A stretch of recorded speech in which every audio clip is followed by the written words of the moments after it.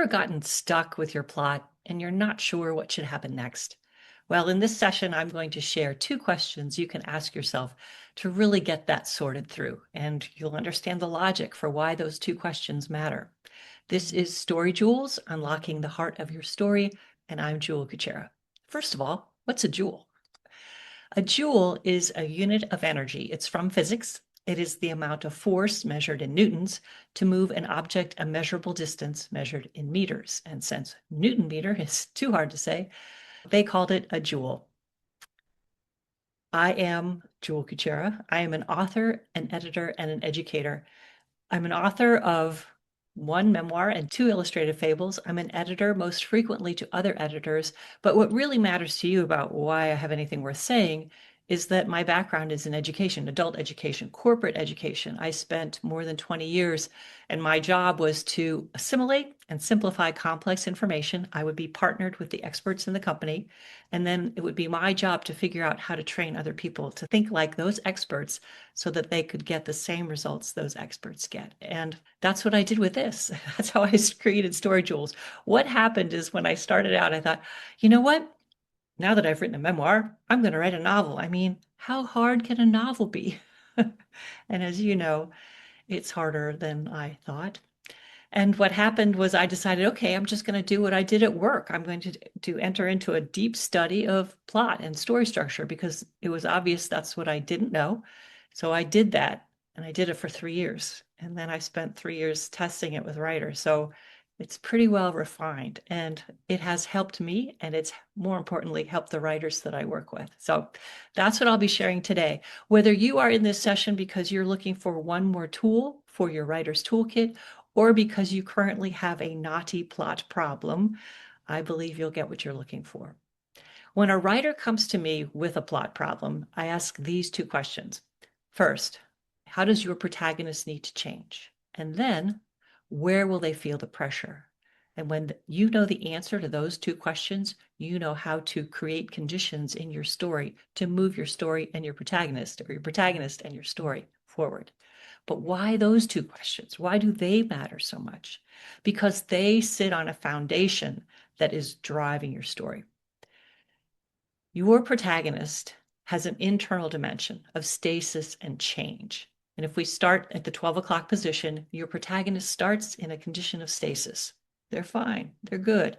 We might not think their stasis is so great, like Katniss Everdeen in the Hunger Games, but it's a world she understands. So they're in stasis. But then as they go through the story, conditions, events will prompt them and will put pressure on them to change.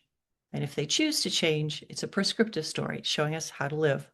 If they refuse to change and they just double down on who they are and the way they've been doing things, then it's a cautionary tale. Again, showing us how to live, but showing us how to buy what not to do.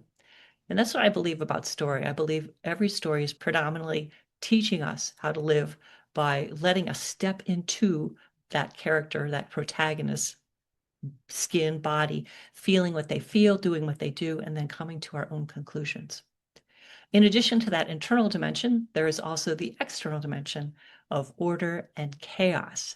This whole bottom half is what really puts pressure on your protagonist to change. That external pressure demands internal change. Now, if you take these 2 circles, this internal dimension of stasis and change, and this external dimension of order and chaos, if they were made out of stained glass and you overlaid them on top of each other, then you would have this 4-quadrant model. And you can still see the order at the top and chaos at the bottom, and stasis on one side and change at the other. But this gives us 4 quadrants. Now, if you're used to a 3-act model and you're wondering, like, how do these relate? Very simply, the 3-act structure is simply the 4 quadrants with the second and third quadrants combined.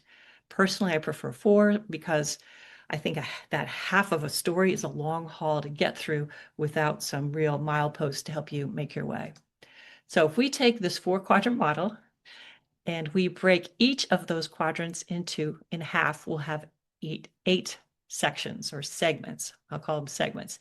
And then we interject these 7 story joules. These are zaps of energy, those newtons times meters, that drive your story forward. They are powerful infusions of energy.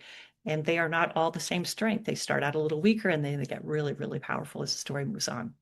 This StoryJoules model, this is the StoryJoules model without labels. It relates very cleanly to other models that you may be familiar with, such as Save the Cat, Heroic Journey, Romancing the Beat. But the big difference is the focus on the jewels, those infusions of energy. StoryJoules is not about putting your protagonist on a forced march through a plotting framework, because when we do that, then we don't have rich characters, we have marionettes. And neither you nor I nor other readers are interested in a character who feels like a marionette, like the author is moving them through the story. We've got to take those strings off and let them pedal, let them think their own thoughts, feel their own feelings, have their own goals and motivations, and push their legs to drive their story forward. When you do this, when you allow your protagonist to drive the story, because what they feel, that's all their internal energy driving forward, then you're able to connect their heart to the heart of your reader. That's what drives readers to connect with the protagonist and love them and the story and tell their friends about it. So you want to connect to the heart of your reader through the heart of your protagonist. That gets you a plot that people talk about. But sometimes we get lost and we cry, help, I'm not sure what should happen. Again, remember these two questions. How does my protagonist need to change? And where will they feel that pressure? This is your in case of emergency break glass kit. And this may be a little fuzzy right now, but as we talk through the example, it will become much clearer. But first, what questions do you have about these story foundations? Any questions you have, please put them in the comments or send me an email, jule@julekucera.com, and I will respond. Let's get into the model. We'll start building it out. And the first thing we'll do is we'll just take all this away. We'll deconstruct it. We'll be starting at 12 o'clock, and the sample story that we're going to use is Pride and Prejudice by Jane Austen. We won't be using the book because putting up pictures of pages is going to be boring. Instead, we'll use the 2005 version with Keira Knightley and Matthew McFadden. Legal disclaimer, all photos belong to Universal Pictures. We are simply using them for educational purposes. Here we have Elizabeth Bennet. And what I would like you to be aware of is there are times when I'm focused on story concepts, and when I'm very focused on the concept, I lose my connection to the name. It's possible that I may at some point say, when showing this picture of Elizabeth, say Jane instead, or say Louisa or some other name. Know that this is Elizabeth. She is our protagonist. All right, let's start building that model. We start at 12 o'clock. Elizabeth is walking through her morning. It's dawn. She's doing two things she loves. She's reading a book and she's walking outside. If you vaguely remember Pride and Prejudice, whether you read the book or saw a version of the movie, that's fine for today. And even if you have no connection to it at all, it'll still make sense because we'll talk the story and explain it. Now, the question is, we're going to go back to our important questions. How does Elizabeth Bennet need to change?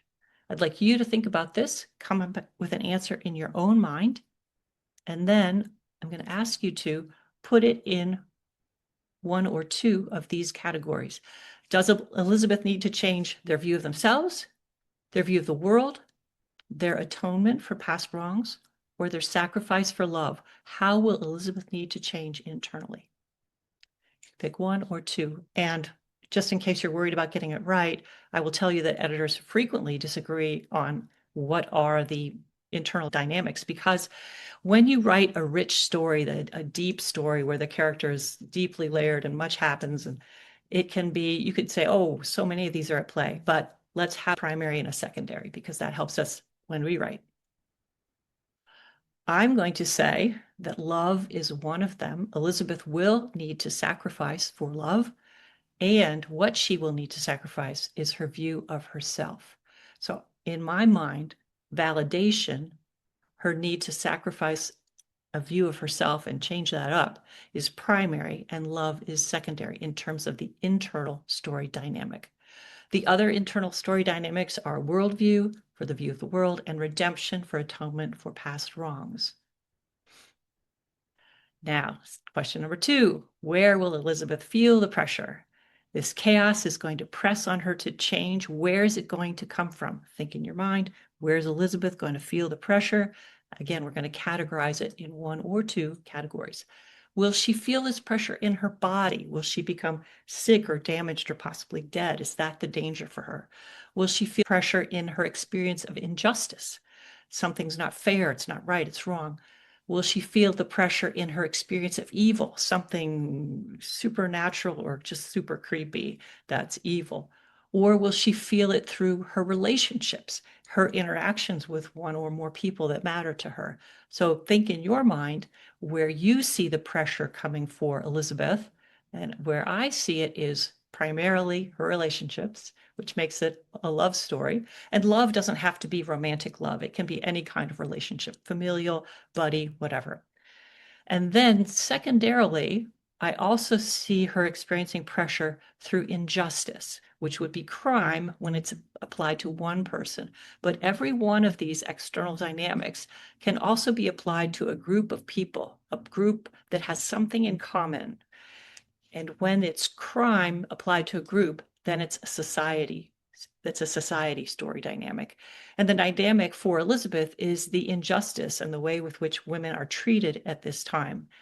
They can't inherit. They have very limited employment opportunities. Women are primarily dependent on men for their economic and therefore physical well-being. So for Pride and Prejudice, for the external story dynamic where Elizabeth is going to feel the pressure, it's through her relationships and it's through society. That was a quick overview of story dynamics. And in case you're feeling any kind of, whoa, wait a minute, I want to assure you that you'll have copies of these slides. You'll have the StoryJoules Handbook, which you can get even right now through that QR code. You don't even have to give your email address. You can just click the link to get the instant download. And then StoryJoules also has a YouTube channel to provide more about the model and how to use it. So everything I'm going to be talking about today is in the StoryJoules Handbook. It is 88 pages, very detailed, lots of resources. But let's just take a breath because that was a lot of information. And now we're going to shift from our focus on the internal and external story dynamics to actually building out the StoryJoules model. Just remember, those internal and external dynamics are what's under the surface driving things, specifically driving your protagonist, also driving your antagonist and everybody else, but we're going to focus on your protagonist. Starting at 12 o'clock, we are now in quadrant 1. Quadrant 1 is the upper right. It is the quadrant of external order, internal stasis. This is the all's well in my world, even if it's not all that well. Here we have Elizabeth doing what she loves, and she is fine, just fine. But your job as the author, your goal is to get her to the I gotta go moment. You want to get her to get there, and you want her to choose to go. And the problem is you can't make her. You can't force her because then you have a marionette and you're pulling her strings. You must create conditions for her to want to go. So then you ask yourself, how does she need to change? Where will she feel the pressure? And that guides you on how to create the conditions. At this point in the movie, in the model, our protagonist is just in a kind of in a status quo state. They are fine where they are. Elizabeth likes reading her books. She likes walking around. So how are you going to get her to the I gotta go? You're going to zap her. You're going to give her a jewel. And the first one is the Whiff inciting incident. This is called a whiff because it's like a pot starting to boil on the stove, boil over. You get the hint that something's boiling or is going to burn soon. It's not roaring flames. It's not that yet. And the reason it's just a whiff is because the protagonist is going to underestimate just how important this jewel is. It's just a thing that happens to them. It's not something they cause. It's something that happens to them. Let's see what it is in Pride and Prejudice. Ah, yes, the ball. Elizabeth is talking with her best friend, and she overhears Darcy say to Mr. Bingley, "She's tolerable, but not handsome enough to tempt me." So he is not tempted to dance with her. And this pricks Elizabeth's pride. This is the beginning of her building up her defenses against Mr. Darcy. You can see that that is external pressure, lightly maybe, but it's starting to be applied to Elizabeth through relationships, through relationship with Darcy, whoever he is. Will he matter to her? Bingley's important because he's wealthy and obviously in need of a wife. And Elizabeth's mother desperately wants one of her daughters to marry Bingley. So we have the beginning of the external pressure applied to Elizabeth. Where we go next, the protagonists state they debate whether to engage further with the elements of the Whiff inciting incident or not. And I'll tell you the answer is or not. Protagonists typically choose, not happy about that or whatever, but I'm okay where I am. It's okay, I'm good. For example, in Star Wars, Luke Skywalker is cleaning a droid that he just purchased and a hologram plays. And Princess Leia is the hologram, and she says, "Help me, Obi-Wan Kenobi, you're my only hope." That is the inciting incident of Star Wars, the first Star Wars movie. When Luke takes this hologram to old Ben says, "Uh-oh, that's Princess Leia. We got to get this to her. Come with me." What does Luke do? Say, "Oh, yeah?" No, he says, "I got a farm. I got to do this for my uncle." But then what happens? In the "I gotta go," bing, that's a jolt that begins with the stormtroopers devastating, burning to the ground the farm and his aunt and uncle, which causes Luke to say, "I gotta go." And in fact, how he says it is really important. He doesn't say, "Take me with you." He says, "I'm coming with you." I'm stepping into this. And it's not Obi-Wan saying, "There's nothing left for you here. I'm dragging you with me." The drag can't work. The "I gotta go" has to be motivated by the protagonist, and it has to be irrevocable, meaning once they do it, they can't undo it. It can't be as if it never happened. Because if it is as if it never happened, then in this further along in your story, when things get even rougher, your reader's going to go, "Well, why don't they just go back home?" Well, you have to make it so they can't. They can't just go back home. For Pride and Prejudice, Elizabeth learns that her beloved sister Jane has fallen ill. Actually, intentionally ill, because Jane, their mother, sent Jane off, not in the carriage, even though there's an impending storm, but on horseback, hoping that she would fall ill and need to recover at the Bingley estate. What Elizabeth does for her "I gotta go" is choose to tend to her sister despite the likelihood of seeing Mr. Darcy, the man who insulted her. It never feels good to see somebody who insulted you. It just doesn't feel good. It's an icky reminder, but she goes anyway. This is a great "I gotta go." The "I gotta go" isn't always a physical relocation. It is here, but not always.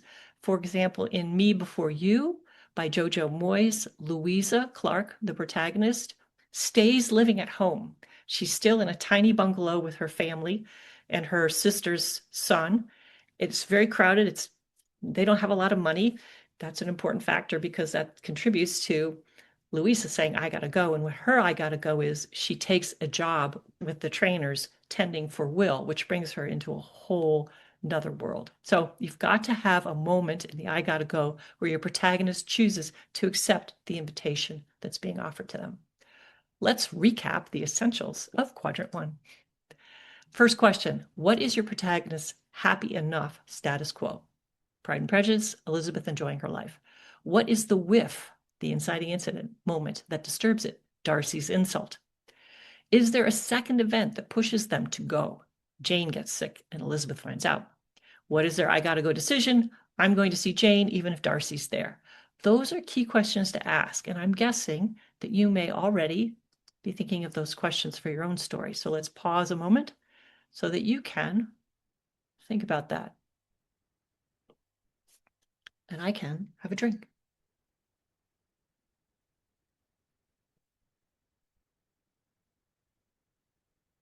Now let's move on to quadrant 2. This is the quadrant where external chaos begins, because this is going to put pressure on your protagonist. But the internal stasis, your protagonist's desire not to change, that will stay intact. We are in the lower right quadrant. At this point, the protagonist has come through the "I gotta go." You've got to get them. The author's goal is to get the protagonist to the mindset shattering midpoint. Again, how do they need to change? Where will they feel the pressure? Elizabeth needs to change by giving up her fixed mindset that she's so smart and makes such great assessments of everybody. And externally, the pressure is going to come through relationships and through societal pressure. All right. Elizabeth's past the I gotta go, and she believes her current state is she's a little unsettled, but she's biding her time. She pretty much thinks, things are okay. I handled that well, whatever. But that's not okay for you as the author because you need your protagonist moving. So you will, again, put in another jewel. This one is the whoa, shake up a belief. The function of this jewel is to signal that the goal will be harder than expected. First, it's the first rattling or shaking of the protagonist's foundational assumptions. So for Elizabeth, we're going to have to shake her through those external pressures of love and relationships, love and society. And also, it's going to touch her internal need to change her opinion of her own mind. What happens in Elizabeth's whoa, shake up a belief is that she receives a proposal from her foolish, distant cousin. And the really cherry on top is that he is the future inheritor of the Bennet estate. That gets at the societal injustice. Here's this guy who will inherit the Bennet estate. None of the 5 daughters can. These women cannot inherit. It must go to a male heir. So there's the male heir, and he's a fool, which is really insulting to Elizabeth because she values intelligence so highly, especially her own. This shakes her up because it's also telling her, you think your goal in life right now is just living the way you're living, reading, walking outside, you're enjoying this. This can't go on forever. At some point, your father will pass on, and you will need to have some form of economic security for yourself. So this is the beginning of the rattling, like, okay, Elizabeth, you're going to need to change because this is not going to be able to keep going forever. So this gets at external love relationships, Mr. Collins, external society, the injustice of this is the guy who's going to inherit, and then internal, the need to let go of her assumptions and be more open-minded. After the woe shakeup, the protagonist's state is, despite the shakeup, they believe their current mindset serves them well. And in the movie Pride and Prejudice, there's a conversation between Jane and her best friend Charlotte, because Charlotte accepts a proposal from Mr. Collins not Jane, Elizabeth, after Elizabeth has declined it. All right, so what must the author do now? The author must shatter the protagonist's core belief about their situation and ultimately themselves. For Pride and Prejudice, what happens is another proposal. This shattering is an internal shattering. It's not a big bomb explosion. It's something that happens that causes the protagonist to say, oh, I've been so wrong about this, all of that, and myself.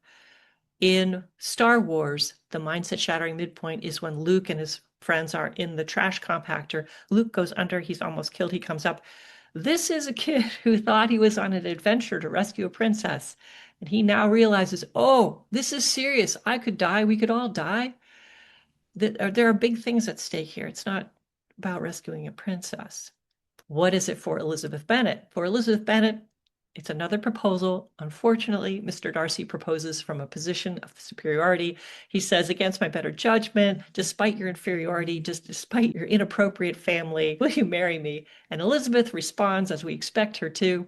And not only does she refuse, she also accuses him that he separated Jane and Bingley, and he treated poor Mr. Wickham horribly. Then what happens is Elizabeth goes and looks at herself in a mirror, which is a common occurrence at the mindset shattering midpoint. She's standing there thinking, I've just turned down 2 proposals, societal pressure, and I have no prospects for my future. And then, while she's having this mirror moment, Mr. Darcy shows up with a letter, and in his letter, he refutes her accusations. He talks about why he split up Jane and Bingley. And what's fascinating is both Mr. Darcy and Elizabeth do the same thing. They interfere in other people's lives because they figure they know what's best for them. So Elizabeth interferes in Jane's life, and Darcy interferes in Bingley's. And then Mr. Darcy tells in his letter the truth about Wickham. Now, Elizabeth might believe that or might not believe that, but she's definitely questioning, like, I thought Wickham was good. No, Wickham's bad. Oh, Darcy had a good reason in his mind for splitting up Bingley and Jane, and that's actually, I kind of did something similar myself when I withheld some information from her. In the movie, this is as deep as we get to her interior mind, but in the book, the words are, "Till this moment, I never knew myself." This is what Elizabeth Bennet says at this mindset shattering midpoint. And that's what an effective mindset shattering midpoint does. It causes the protagonist to go, whoa, I was clueless about this. I'm clueless. That's what you want. This is the end of the second quadrant and the beginning of the third. So let's pause here and ask ourselves, what are the essential questions of quadrant 2? What unhelpful belief does your protagonist bring with them as they move forward? Elizabeth's unhelpful belief is, my assessments of people are accurate, impeccable, and the injustice of society has little impact on me. What woe moment makes achieving their goal harder than expected? The foolish proposal from Mr. Collins that reveals to Elizabeth the reality of her situation, the reality of the constraints of her society, and she's got to figure it out. What event will finally shatter their certainty about their situation and themselves? Darcy's letter refuting Elizabeth's accusations. Till that moment, I never knew myself. I'm sure you've got questions or you're wanting to make the connection to your own story. So these are the questions for your story. Let's move on now to quadrant 3. This is the lower left quadrant. This is at last the beginning of internal change. Not complete change, but the beginning of change. And the continuation of external chaos, but the external chaos is even greater. In this quadrant, the author's goal is to get the protagonist to the return changed, and as always, get them there of their own accord, not because you move them there. They've come through the mindset shattering midpoint and they're feeling fuzzy. They're a lot like a toddler learning to walk. The protagonist's state is they prefer to change the problem, not themselves. They choose external solutions over internal change. External solutions over internal change. So they see the need for change, but not all the way. It's more like, okay, I'll just, do a little differently, or anyway, not a big change, just just enough. So your goal as the author is to zap them with another jewel. This will be the second largest jewel of all, the Wham All Is Lost. The function of this jewel is to remove external support, force internal reckoning. That's the bigger one. You remove the external support so you can really force the internal reckoning. And it is a powerful collision of external and internal story dynamics. And we'll see that in Pride and Prejudice. What happens here is Elizabeth learns her sister Lydia has run off with military bad boy Wickham.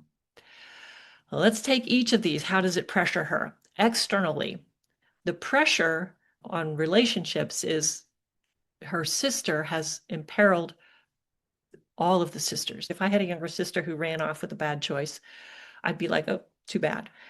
But in their day and age, if Lydia returns from this escape with Wickham unmarried, she becomes a fallen woman. It's like a stain on her. And the problem is, not only does it stain her, but it stains all her sisters. So they all become ineligible for good marriages. They're all tainted. What that means for relationships is Lydia's in trouble. Elizabeth, who's beginning to have feelings for Darcy, that's out the window because Darcy's not going to consider her now that she would be tainted. And then the same thing for Jane and Bingley. Bingley wouldn't consider Jane because she would be tainted. So that hits relationships.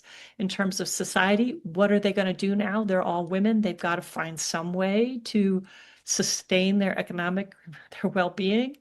And then in terms, the bigger one is the internal one, which is Elizabeth needing to give up this view of herself that she's oh so smart and oh such an accurate judge of people, because this is catastrophic confirmation that Elizabeth judged Wickham really off. She was way off the mark on Wickham. So this is her Wham All Is Lost. In the Wham All Is Lost, the protagonist must lose everything that they hold most dear. What Elizabeth holds most dear are her relationships with her sisters, especially her older sister Jane, and her mind. And now she knows her mind makes bad judgments, and poor Jane is, in trouble, as is Elizabeth.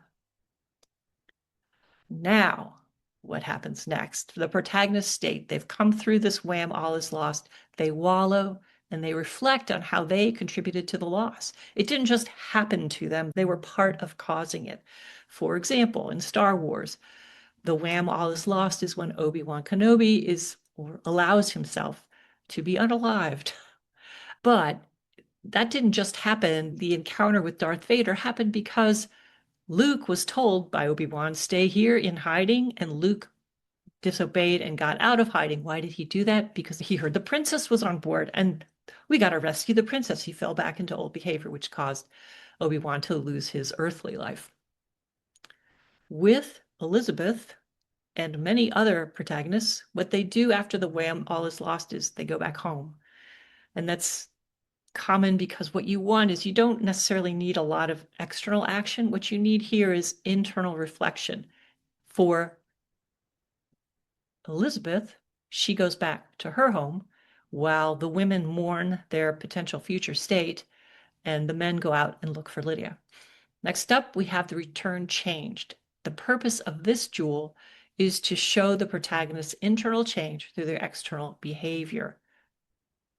There are times, more than once, where I'll read a story summary from a client and the return changes, and then she realized, and that's the end. Like, she can't just realize. We've got to have behavior, and then we've got to have it tested. So for Elizabeth, her return changed is when Darcy and Bingley come to the Bennet estate because Bingley wants to propose to Jane.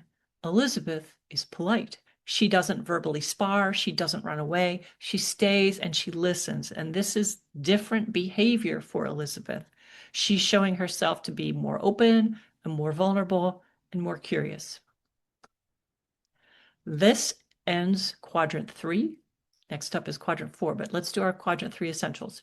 What all is lost event forces your protagonist to confront the cost, because there is a cost, confront the cost of staying the same. Lydia running off with Wickham will bring shame to the entire family and ruin the sisters' marriage prospects, all of them. What does return changed look like in their behavior? Replacement for Elizabeth, it's replacement of aggressive banter, which she's really good at, with listening.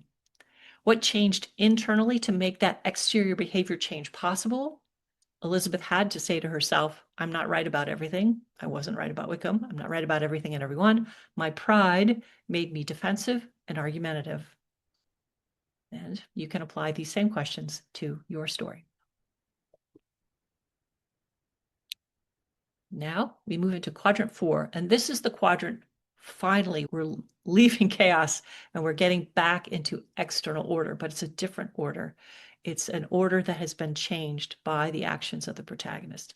And then the internal change continues. We see the protagonist behaving in new ways, unless you're writing a cautionary tale. And then they are doubling down on their old behavior. And what quadrant 4 will conclude with the protagonist and everyone around them being worse off. Think Leaving Las Vegas, think Remains of the Day. These are stories I don't like to read because it's like watching a train wreck or a car accident or whatever. It's like you see it coming and you just, you wince, I wince.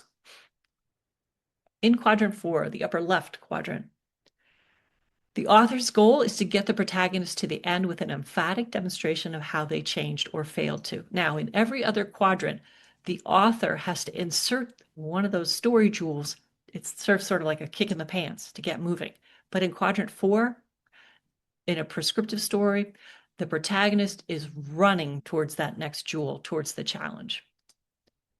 The protagonist's state is they are fully committed to their transformation or their rigid refusal. They are 100% proactive. They're going for it, and that's in a prescriptive story. Cautionary tale, they're still reactive. The author's goal is to shine a spotlight on the protagonist preparing for the test, the ultimate test, that will show their transformation. For Pride and Prejudice, Bingley has proposed to Jane. He's left. Elizabeth and Jane talk, and Elizabeth tells Jane, I've been so blind. And she's about to say more. We think she's about to say, I've been wrong about Mr. Darcy, but they're cut off, and they're cut off by Lady Catherine. Lady Catherine demands that Elizabeth promise not to accept a proposal from Darcy, and Elizabeth says, I will not. We see Elizabeth's change and resolve. And what I like about this scene for Elizabeth so much is it's a wonderful example of assertive behavior. She's not aggressive. She is assertive. I will not. She says, if there's a proposal coming from Darcy, I will not promise not to accept it. Darcy just might get wind of that. Next up, we have the ultimate test and proof of change or failure to change. How does my protagonist need to change? Elizabeth needs to give up her belief that her mind is oh so good and she makes great judgment. She's got to get out of her certainty. Where will they feel the pressure? From their relationships. Who's the relationship that Elizabeth has been avoiding all the way along? Mr. Darcy. Darcy tells Elizabeth he is bewitched. Will she accept admitting that she was wrong about him and Wickham? This is her dig down deeper. It's different in a love story because in a love story, the dig down deeper is going to be all about internal change.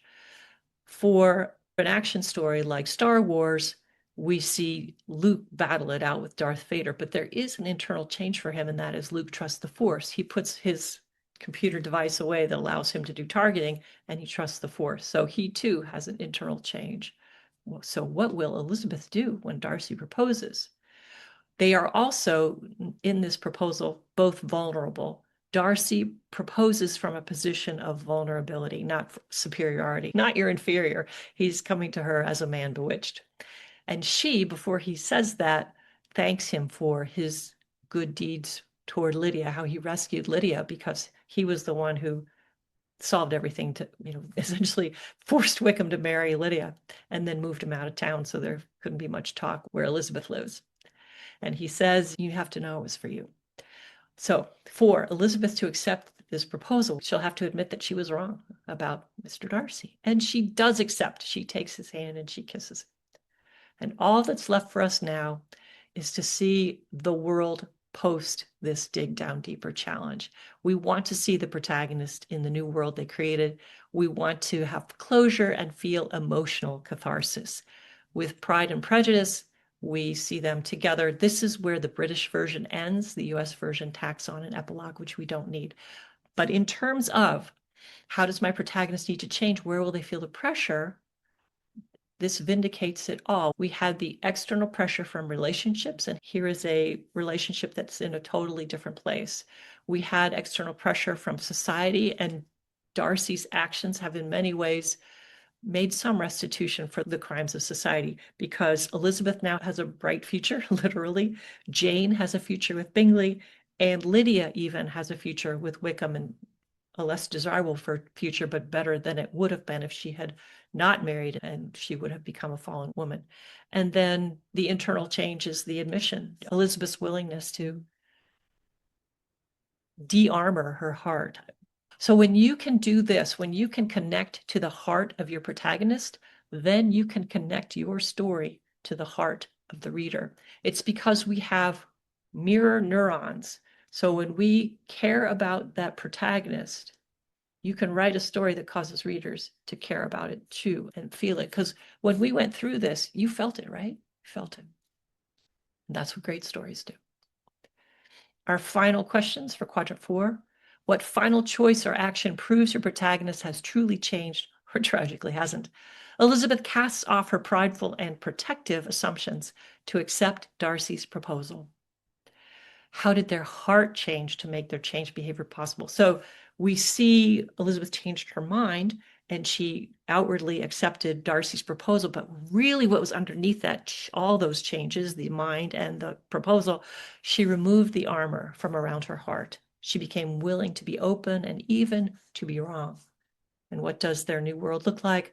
Elizabeth with Darcy instead of alone with a book or with her family in partnership as equals. And again, the same questions for your story. We just went through the 7 story jewels for Pride and Prejudice. the Whiff Inciting incident, the I gotta go, the whoa shake up a belief, the mindset shattering midpoint, Wham All Is Lost, return changed, and dig down deeper. We went from one world to another world, both externally and internally. Anytime you start to feel overwhelmed with your plot, see if you can reduce it to these 7 story jewels and use them as guideposts to guide you, whether you're drafting or analyzing a draft that you already have. And with that, let's go to questions. What questions do you have? Put them in the comments or email me. That's what we'll do.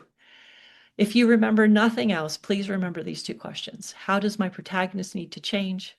And where will they feel the pressure? Again, you have that handbook that goes into those 4 dimensions of story dynamics more deeply. And remember, when you connect with the heart of your protagonist and you write a story that lets them live from their heart, then you connect your story to the heart of your readers. That's it. If you found this session helpful, please tell your friends, share it. And I just want to say thank you. Thank you for listening. Thank you for being here. Take care. Bye.